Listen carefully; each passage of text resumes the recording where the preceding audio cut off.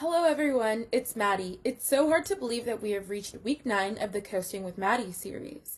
Today we are going to highlight some of the important topics we have learned about since week 1. So, 71% of the Earth's surface is water. 97% of that water is found in the ocean. The Earth's water is a closed system. No water ever escapes the Earth's atmosphere. It is either liquid, gas, or solid ice. Hi friends, this is Carolyn from the Los Angeles Maritime Institute. Remember the organization with the big tall ships? This week we will be learning about the water cycle. We will learn how water moves through the earth, where it comes from, and why it is important to every organism. Let's start just by talking about water in general. 71% of the Earth's surface is oceans full of water. From space, the Earth looks like a tiny blue marble because of all the water it has. The Pacific Ocean alone covers 1/3 of the Earth's surface. The ocean is home to about 1 million animal species, including tiny invertebrates such as shrimp, up to the largest animal that ever lived on Earth, the blue whale. The ocean teems with plant life. Most are tiny algae called phytoplankton, which produce about half of the oxygen that humans and other land-dwelling creatures breathe. Bigger algae like seaweed and kelp also grow in the ocean and provide food and shelter for marine animals. The ocean is huge, vast, and a place that holds many mysteries. Scientists estimate that 91% of the ocean species have yet to be classified, and that 95% of the ocean remains unexplored. But hold on, where does all this water come from? Scientists are still uncertain where water came from. Water may have come to our planet billions of years ago on an asteroid or comet, both of which contain ice.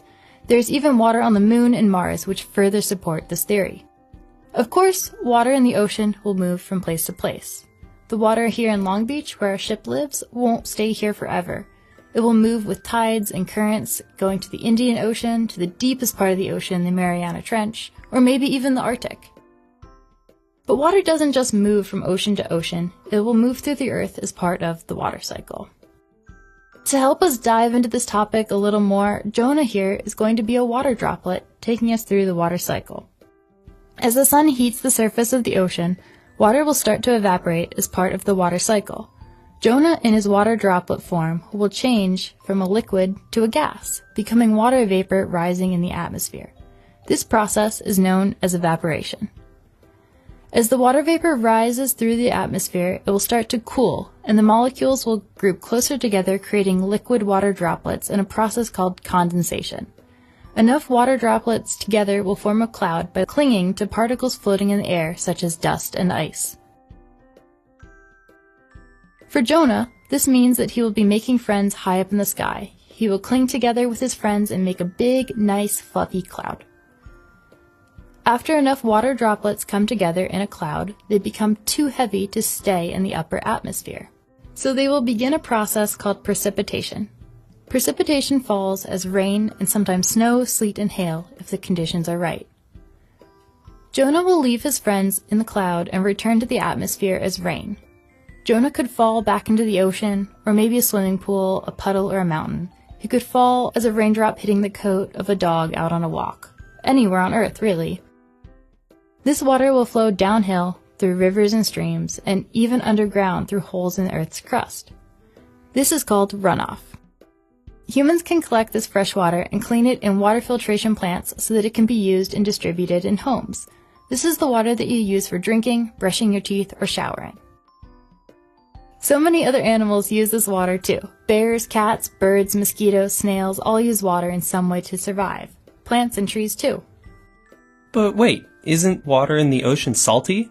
Jonah the water droplet started in the ocean. Animals and humans don't drink salt water. Well, many animals do actually survive drinking and living on salt water. 60 to 80% of all life on Earth is found under the ocean's surface, which of course is salt water. But you are right, humans don't drink salt water.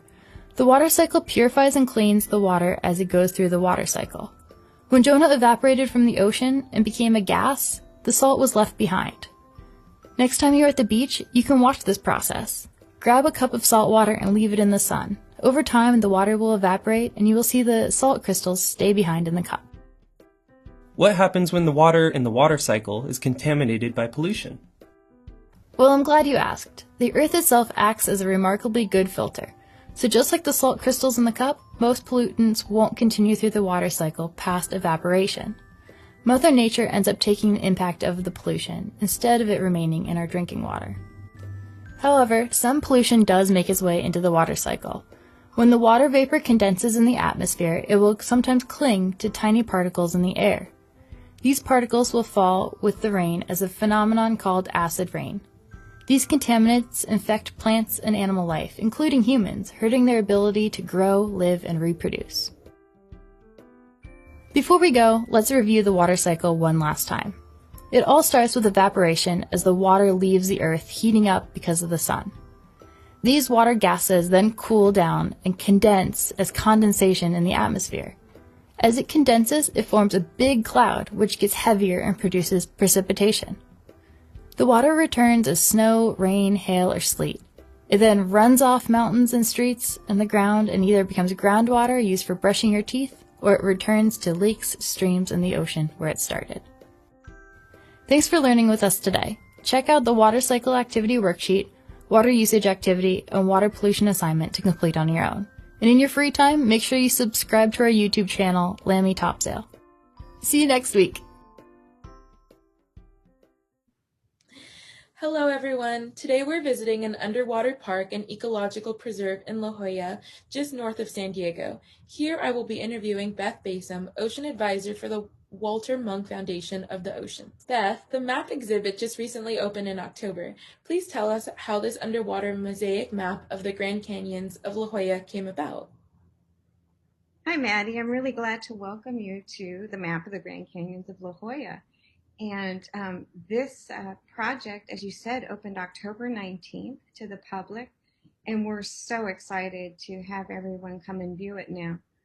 This has been years in the making, and this is the second version of it, and this is the largest lithomosaic in the world. We're waiting for Guinness Book of World Records to tell us how, to give us that name.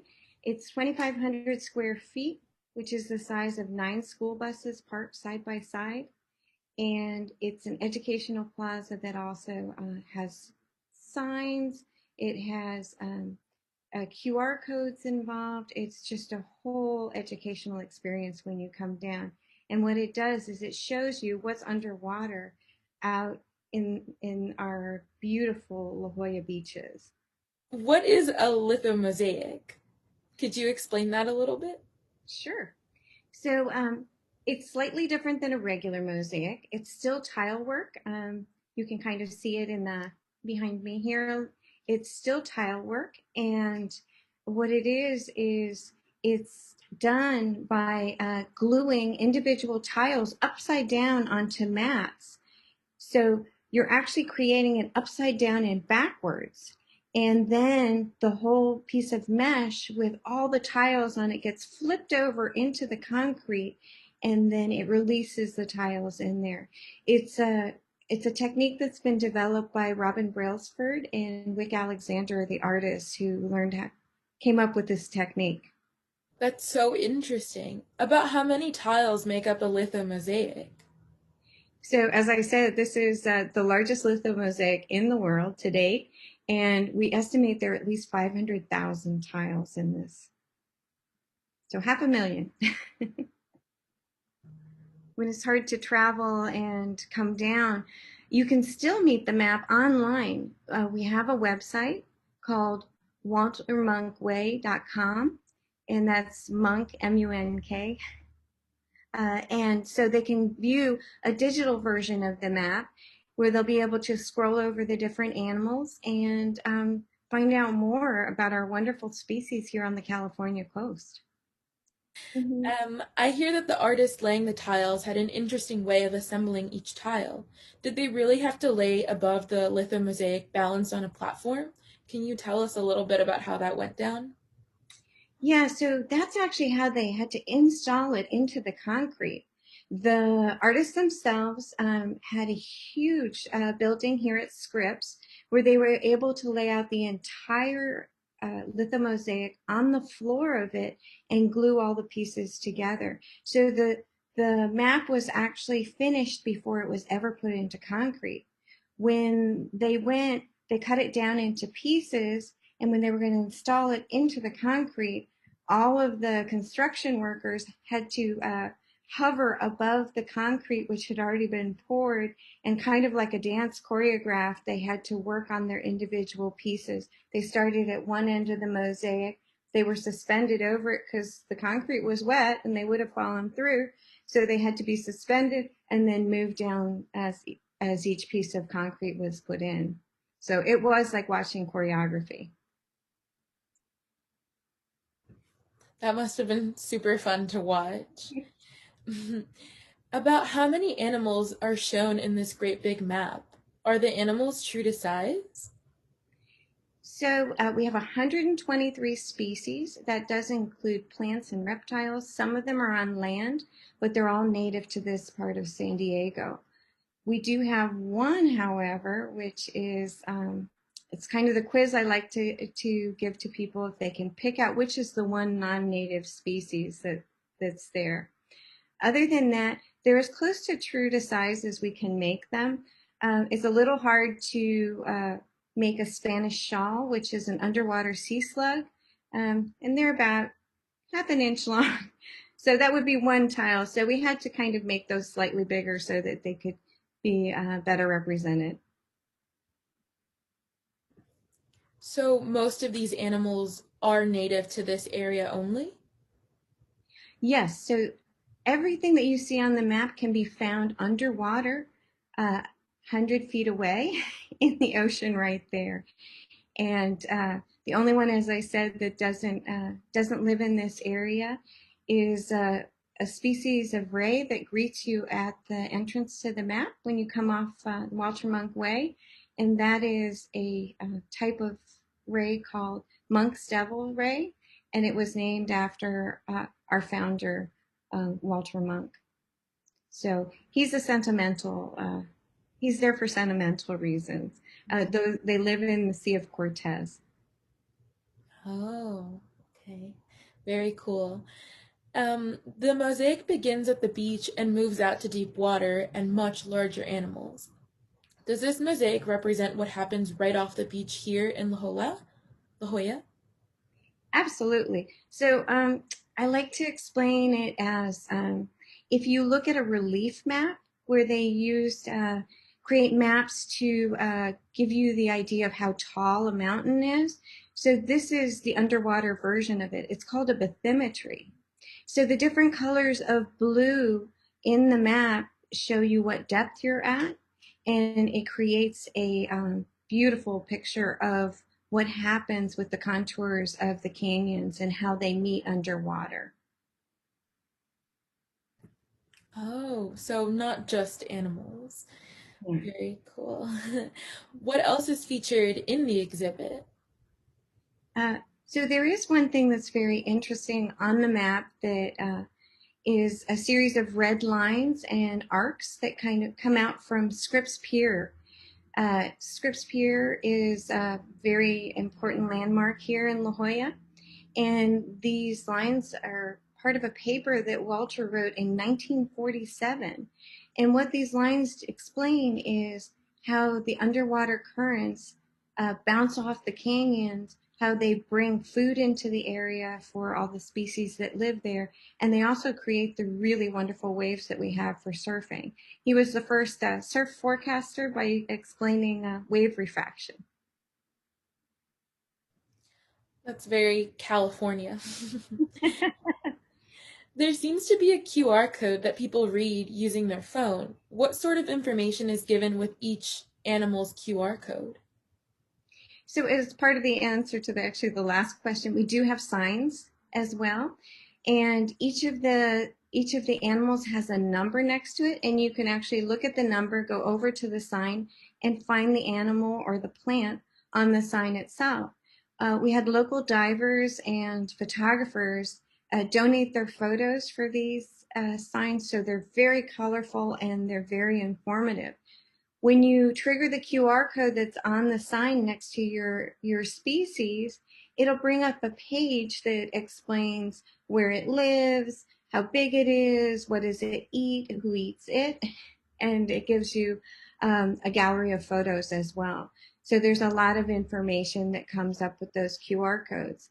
If you're with someone who has maybe a hard time reading or seeing, then it also comes up with a bar so you can listen to what's printed as well. It seems like there's so much to see here and lots of very, very valuable information to learn. Does it cost anything for our viewers to visit the map here in La Jolla? I think that's one of the best parts is it's free to the public. So you can come down with your family, walk through. I like the idea too that you can come and plan what you want to do in the ocean right in front of you. Some of the QR codes are going to be with local events that are happening. So for example, here in La Jolla, if you like sharks, we have a group of leopard sharks that come in to the shallow water every year. And you can actually, you don't even need to snorkel. You can wade out and see these leopard sharks close to shore. So part of what the signs and the information from the plaza will be on what you can see and how you can plan your adventures here in La Jolla. This is a beautiful area. Our viewers should definitely come and see the map and spend the day at the beach. Beth, thank you so much for sharing. Thank you, Maddie. It was my pleasure. Yes, this is such a special litho mosaic, and I really hope everybody gets a chance to go and see it. It's such a fun adventure while learning about the animals living in the underwater Grand Canyons off the coast of La Jolla. Thank you so much again for everything. My pleasure. Thank you.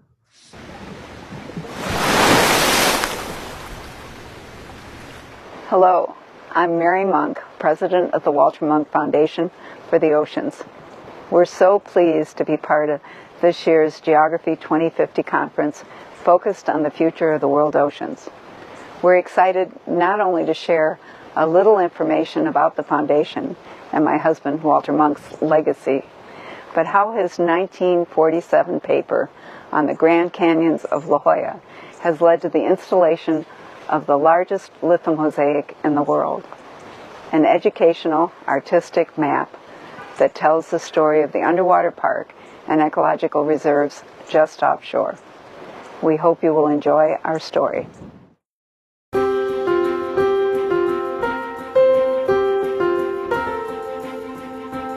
Off the California coast, there is a place of beauty, wonder, and adventure. An underwater geographic wonder called the Grand Canyons of La Jolla. The Grand Canyons of La Jolla are a geographical wonder. It's where you've got this canyon meeting this rocky shoreline. We've got kelp forests, rocky reefs, beautiful sand sort of canyons, and it's where the shoreline meets the deep ocean, and that's what makes it such a geographical wonder. And that's why it's also a state marine conservation area, a marine protected area, and protected for the people of California and people everywhere because it's such a remarkable place. It's a place so remarkable, so important to the future of the oceans, that a new piece of art has been dedicated here along its shoreline at La Jolla Shores Park. It's called The Map of the Grand Canyons of La Jolla. The map brings the ecological wonderland of La Jolla Canyons to life in a way that so wonderfully merges art and education. This map is a tiny component of the many things that we need to do for people to realize how much our societies depend on the oceans. A creation of the Walter Monk Foundation, the map is fitted and formed from tiny tiles, 500,000 of them, pieced together into a magnificent mosaic marvel. But this map is not only a giant piece of art. Grab your phone or computer and the map becomes a high-tech gateway to the Grand Canyons of La Jolla and the more than 100 species of marine life that live here. Each creature will have a QR code, so the community will be able to download the information on that species and learn all about the species that we have off our shoreline.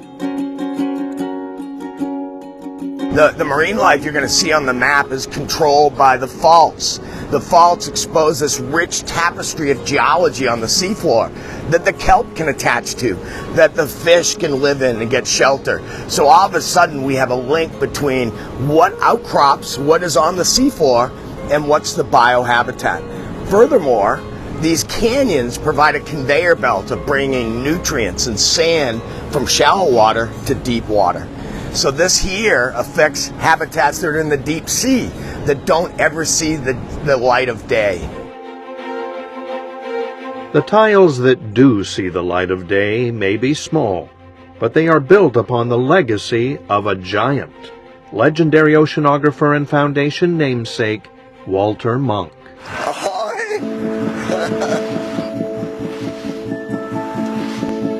Professor Walter H. Munk is widely recognized as the world's greatest living oceanographer and the father of modern oceanography. He is the recipient of this year's Explorer's Medal. Walter Munk walked our understanding of the system of oceans across a whole century. So you look there and I look here? Okay. From his boyhood home in Austria to the coast of his beloved Southern California, Dr. Walter Munk has changed the way we look at oceans.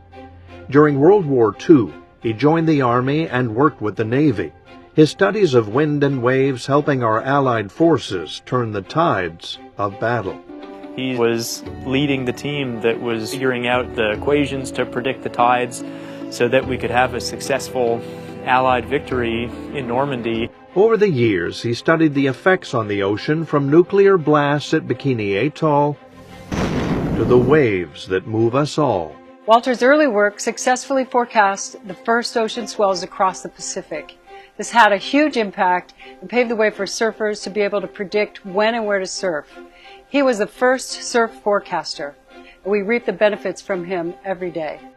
It was his work with swells here in La Jolla that in 1947 led Dr. Munk to publish a paper in the Journal of Geology on the refraction of ocean waves, linking underwater topography to beach erosion. Dr. Munk had a great appreciation of these Grand Canyons off La Jolla, and he sketched what they would look like and how they would meander going down the slope.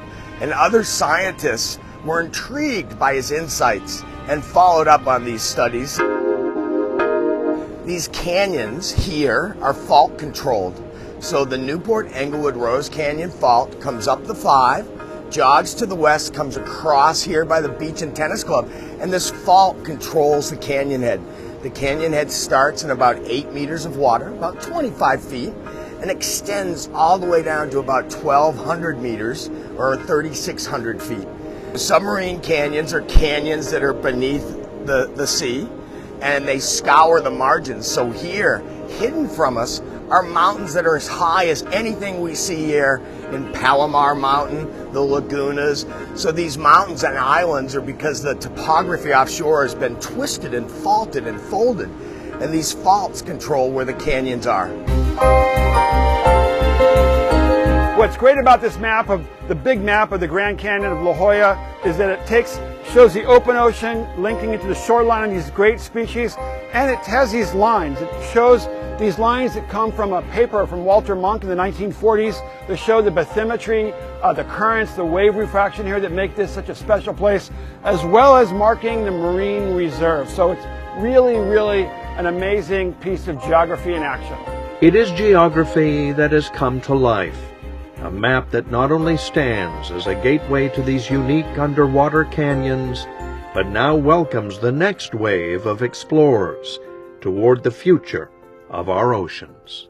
This map is going to give insights and trigger curiosity in the scientists to come. So these maps and these renditions that represent the Grand Canyons of La Jolla will spark new frontiers of research. It will inspire, educate, and provide access to our local ecological and geological wonderland to all the people of San Diego and many visitors from all over the world for years to come.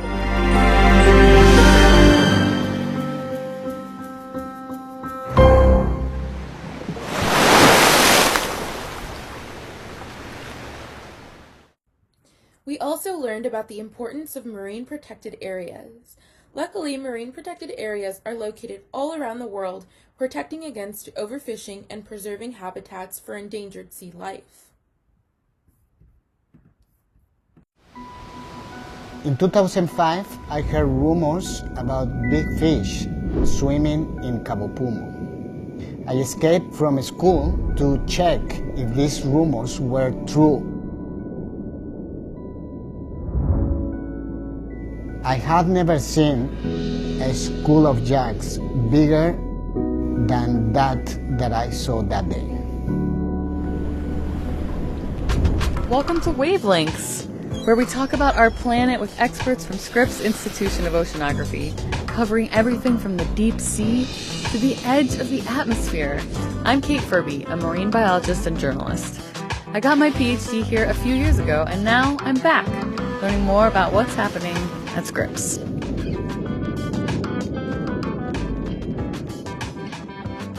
I'm here today with Dr. Octavio Alberto. He's an associate professor at Scripps Oceanography. So we are rolling? We are rolling. Can you tell us a little bit about what you do? Yes, I work here at Scripps and work mainly with marine protected areas, fisheries, and coastal habitats. Where is most of your research based? I have been working here in a very tiny town that is called Cabo Pumo. It's a very small marine reserve, and it's basically the size of Disneyland. Fishermen here decided to stop fishing in 1995. We were able to show that the recovery was amazing. It was like almost 400% in change. And now you can see animals of fish that can grow up to 3 meters in length, and also the presence of sharks like bull sharks. That recovery is one of the largest recoveries in no-take marine areas around the world. That must feel amazing to be part of that. Yes, amazing. Can you tell us what a marine protected area is? Cabo Pumo is what is called no-take marine reserve. That basically means the 7,000 hectares of the Marine National Park close to any extractive activities. All right, so now we're out in La Jolla, and there's an MPA here too, right? Yes, in 2012, La Jolla decided to put this MPA. It's very tiny, it's only 2 square kilometers. Compared with other MPAs, it's a small one, but it's fully protected. Got it. And compared to Cabo Pumo, it's pretty small too. Very small, and it covered a different kind of habitats, but the most important thing is that nobody is fishing, and this produces very, very good benefits. If we have more and more of these areas, we can replenish again the oceans. A lot of times when I'm talking to people about conservation, there's this idea that it's expensive to do conservation, or that there's this like sort of tension between business and conservation. And I know Cabo Pumo is a great example of when this is not the case. What is happening in Cabo Pumo in terms of like economics versus conservation? Cabo Pumo is a very tiny place. It's generating a lot of money with these healthy ecosystems. In the past, Jacques Cousteau named the Gulf of California the aquarium of the world, but you cannot see anything that Cousteau saw in the majority of the places. But if you go to Cabo Pumo, you can see these big fish, these sharks, everything that made famous the Gulf of California. I love that this sleepy little fishing town switched to solar, decided to protect its fishery, and now it's doing better per capita than the big tourist resorts are. We need more Cabo Pumos.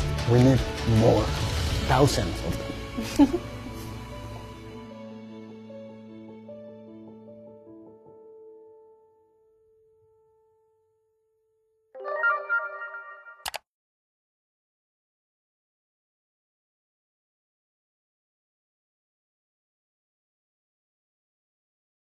Then, we traveled to the deepest, darkest ocean depths, exploring the ocean floor, and saw what lives there and how that sea life must adapt to the environment. 3 methods of ocean exploration were covered: a person diving with a snorkel or with scuba tanks, manned submersibles such as submarines, and, for the very deepest ocean exploration, remotely operated vehicles or autonomously operated vehicles without people aboard. They live in these very dimly lit, deep portions of the ocean, and when the sun goes down, they actually swim up miles into the shallower waters where there's a lot more productivity, a lot more food, so they feed on animals in the deep sea, and they also avoid being eaten.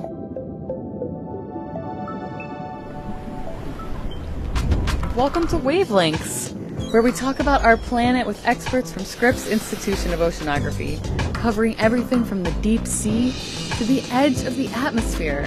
I'm Kate Furby, a marine biologist and journalist. I got my PhD here a few years ago, and now I'm back, learning more about what's happening at Scripps.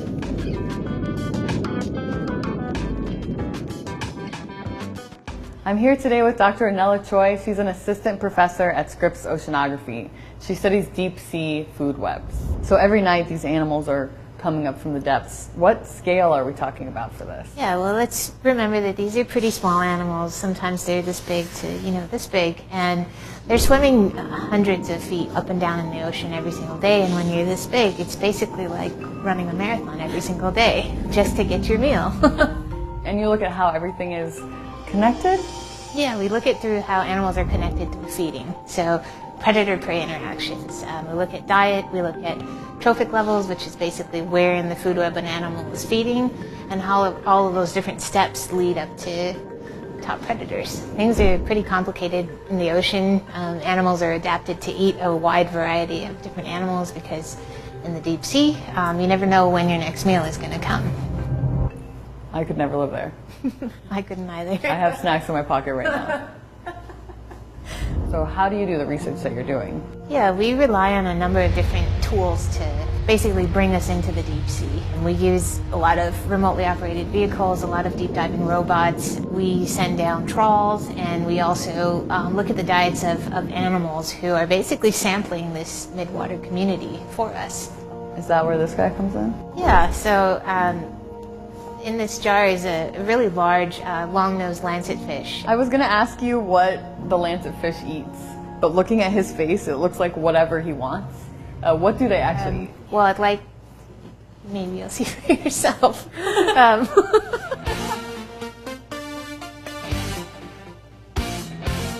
not going to be good at this. That's okay. I think you can remember how to use the scissors, right?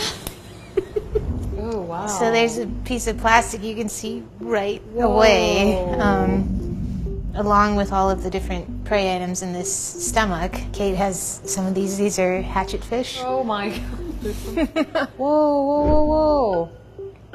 Wow. So there's a large shard of plastic as well, and you can see it has some kind of like biofouling on it. Yeah. So it may have been in the ocean for some amount of time. Cool. I find it pretty upsetting that we've found plastic in all of these ocean ecosystems, particularly like the deep sea that's so remote.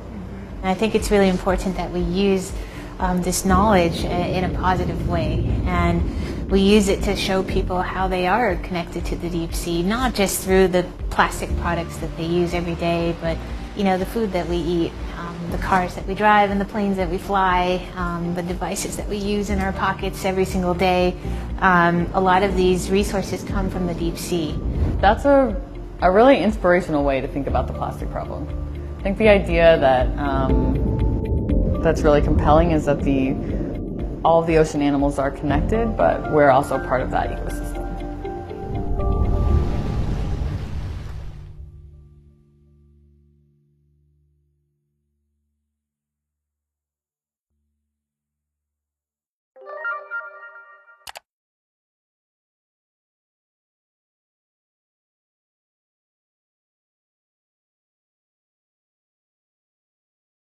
Dr. Chris Lowe from the Shark Lab at Cal State Long Beach also showed us shark behavior and how scientists attach tracking devices to sharks so that more can be learned about these mysterious animals. Today we will see shark behavior and their relationship with dolphins. It's a long-known fact that sharks prefer to avoid dolphins. They swim away quickly when they see them, especially grampus dolphins. Simultaneously, in the stomachs of some sharks, we found parts of dolphins. How can it be that such fearless predators are afraid of cute and playful dolphins? Let's take a look at this. Why are sharks afraid of dolphins? Dolphins are mammals that live in pods and are quite clever. It's well known that dolphins are not as harmless as they seem and know how to protect themselves. When they see an aggressive shark, they immediately attack it with the whole pod, not giving the shark any chances of survival. This is why sharks tend to avoid pods with many dolphins. Dolphins have some advantages over sharks due to the way their body is built. Their upper fin makes them very flexible. The combination of soft skin and flexible skeleton structure allows them to be efficient in a fight. The vertical tail of the shark is flat and limits their up and down mobility, while dolphins have horizontal tails that allow them to have great mobility and a quick way to change directions in a fast attack.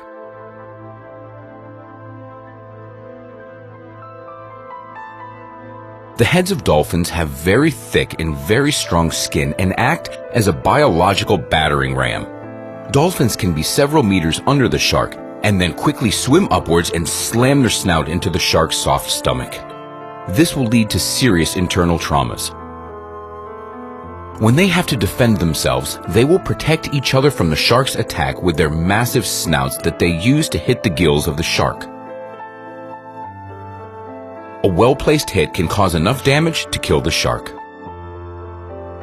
Therefore, they can surround a shark and hit her gills first before the actual attack on the stomach.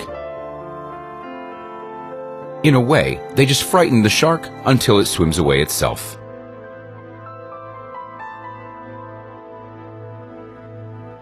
Sharks are predators who swim alone, while dolphins travel in groups, so-called pods. Every time a member of the group is in danger, the rest will come to help them. There are even known cases where dolphins saved humans from sharks. There just needs to be 2 or 3 dolphins, and the shark will prefer to stay away instead of clashing with them. Sharks like to attack targets that are smaller than them, for example, small dolphin babies. When they decide to attack a baby dolphin, they usually can't escape an attack by a pod full of angry dolphins. The biggest advantage of the dolphins, however, is their intelligence. By using echolocation, they can move fast in the water in order to avoid or to attack sharks. A shark's biggest chance of killing a dolphin is when the shark is hidden away from their sight, since they are silent predators. But when the first try is unsuccessful, the dolphin can easily swim away or regroup to fight together with the rest of his pod. Additionally, dolphins are incredibly fast. They can swim faster than the majority of sharks, making them an elusive food that's not worth the effort. According to the data provided by organizations supporting whales and dolphins, 1/3 of dolphins living in the waters off Sarasota, Florida, have scars from incidents with sharks. That's why in some parts of the world, sharks are considered to be the biggest threat to dolphins. However, there is one more dolphin species that scared white sharks. It's the killer whale, the biggest representative of dolphins, and they hunt for white sharks when they don't have enough food. They use their massive and strong tails to flip the sharks over and make them immobile.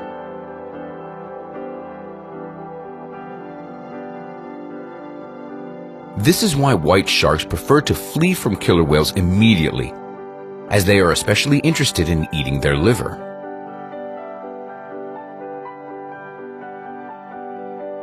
With extreme precision, they take out the shark's liver and throw away the rest of the body. No wonder sharks are afraid of them. What do you think? Would sharks be afraid of dolphins if they wouldn't swim in pods? If you liked the video, give it a like and subscribe to our channel so you won't miss anything interesting. We'll see you later.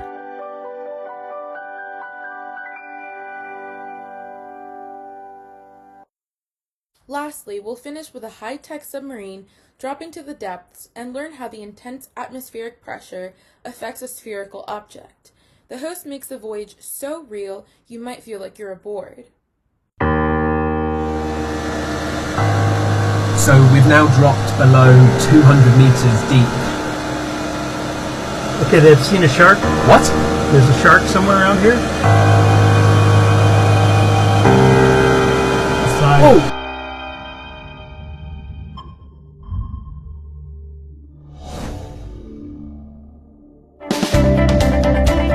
Welcome to the scientific research ship Baseline Explorer.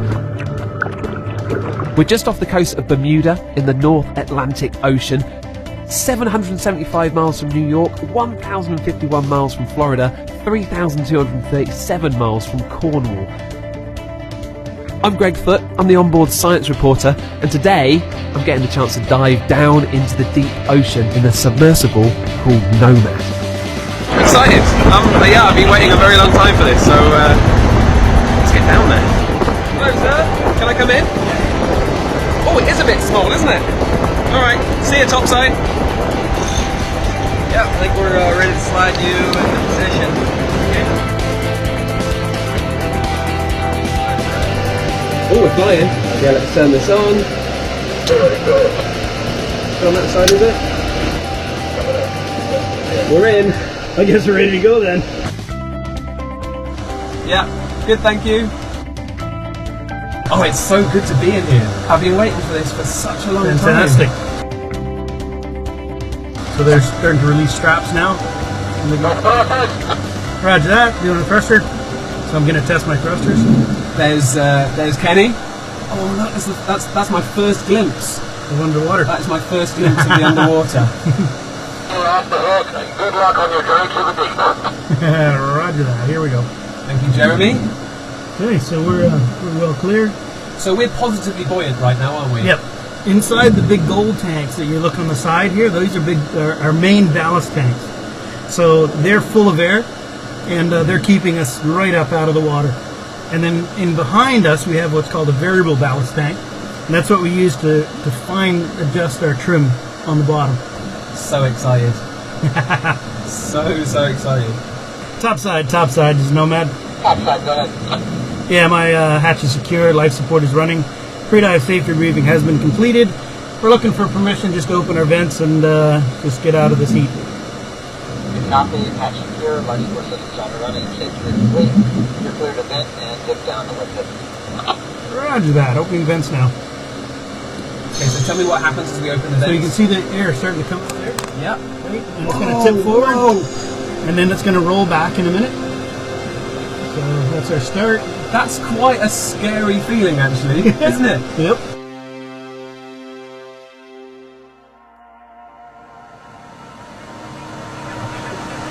Is that a little jellyfish? Yep. Just there? Yep, little jelly. Nomad, Nemo. Yeah, go ahead, Nemo. Yeah, I'm at your port side, heading your way. You want to come this direction a little bit? Roger that. Turn around. Now top side, Nemo. You there? Go ahead. Ah, yes. Our hatch is secure. Our life support systems are on and running. Our safety briefing has been complete. Visual on Nomad. Request permission to open vents and that. Both folks now permission to dive. Nemo copy. Venting. Nomad copy. Heading down. Down we go. Gonna hear a little bit of air release. Gonna hear it again.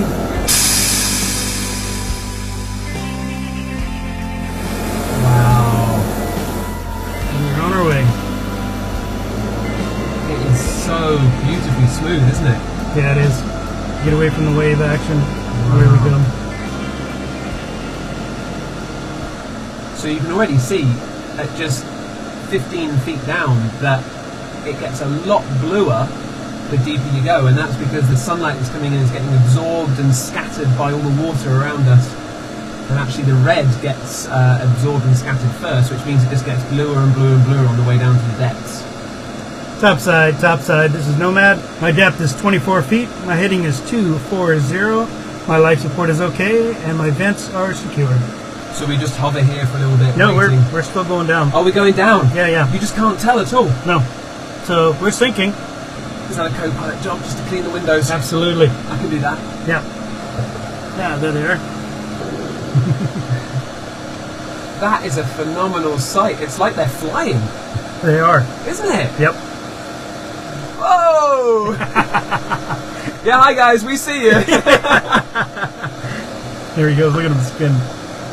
That thing can spin fast. Wow. Very maneuverable.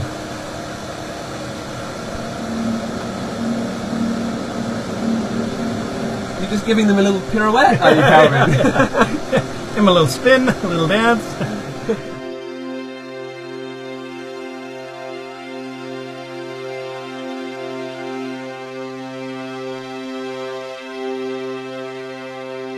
The ocean is the planet's beating heart. It produces a lot of the oxygen that life needs to breathe. It's home to so much fish that feeds so much of the world, and also it drives the temperature of the planet as well.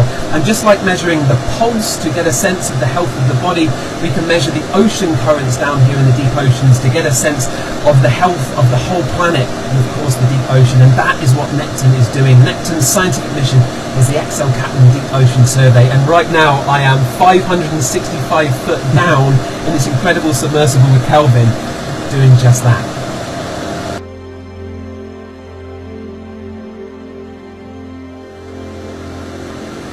So we've now dropped below 200 meters deep, and that means that we've left the sunlight layer, which is known as the epipelagic zone, and we've dropped down into the twilight area, or the mesopelagic zone. And right here it is really dark because all the light, the sunlight, has been scattered and absorbed, and it means it's very dark and very eerie and very alien. But there is still some light here, just it's very, very faint. And if we were to go down below 1,000 meters, we would then go right down deep, down into total darkness, right down into the midnight zone. Oh my word, what's that? That's the wall right there. Oh my word, this is phenomenal. So we've made it to our depth. We're at 250 meters, and it's like a wall that's just suddenly appeared in front of us.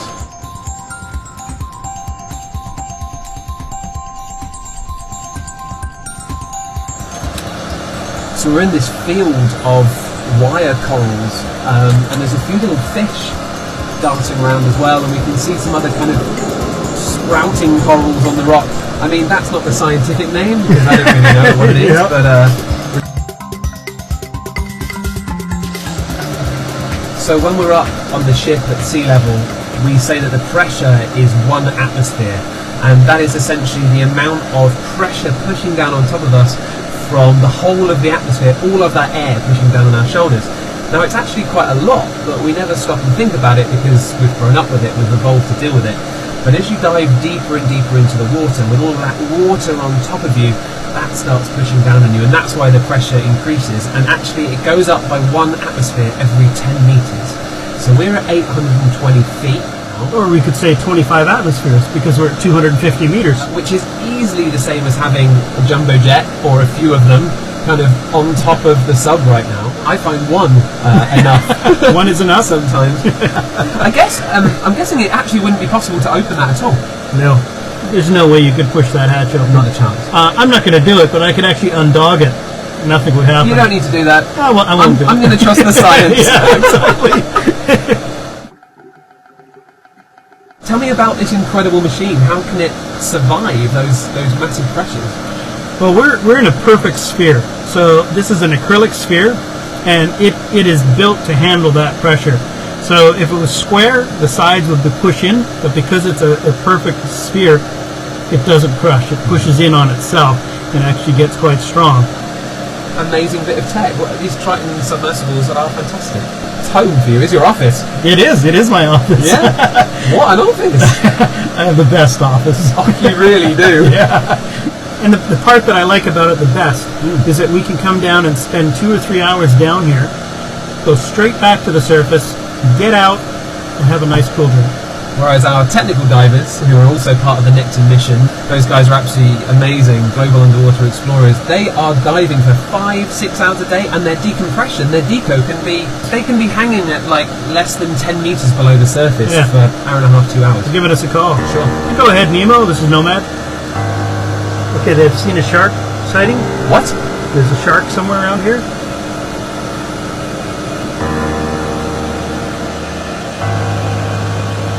Can't see it. Oh. I just saw something. Oh, what's? I just thought it was in a shadow. Ah, it's a little group of fish up there, but no shark up here. No shark. Son of a gun. Bummer. Side. Oh, moray eel. Oh, moray eel. Green moray. Check that out. Look, a green moray eel. This far down. That's amazing. Wow.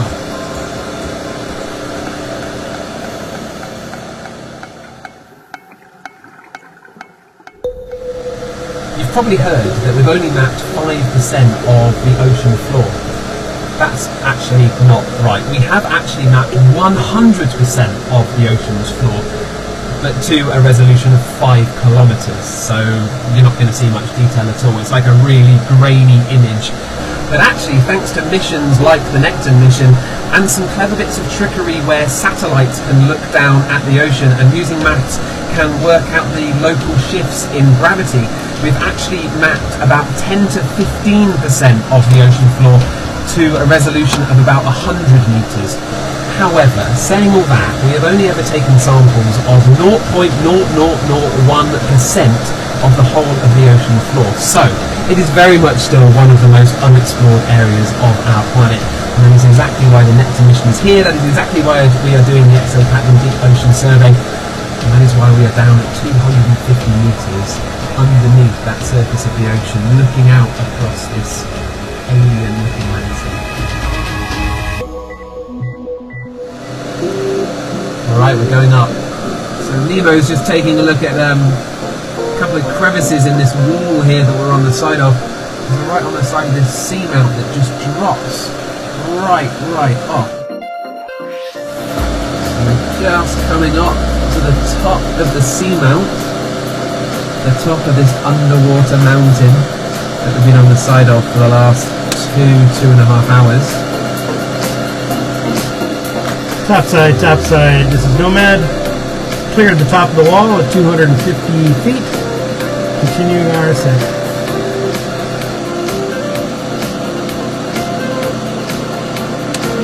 Topside. This is Nomad. My depth is 50 feet, 50 feet. Looking for final clearance to the surface. Roger that. Here I come. This is incredible. It's just got brighter and brighter and brighter, and I can see the surface just glistening above us like this blanket almost above us, and we're about to break through. Oh! Here we go. Here we go. Whoa! Oh, that was absolutely phenomenal. And here come the guys. Can I just say, Kelvin, thank you so much. Thanks for coming. That was just... I will never forget that. My pleasure. Absolutely amazing. It's my job. I love it.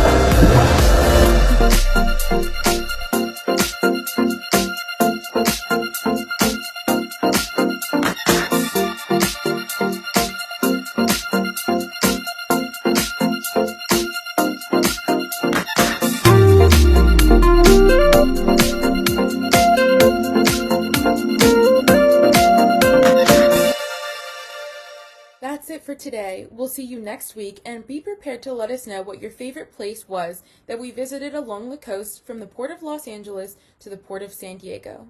Goodbye!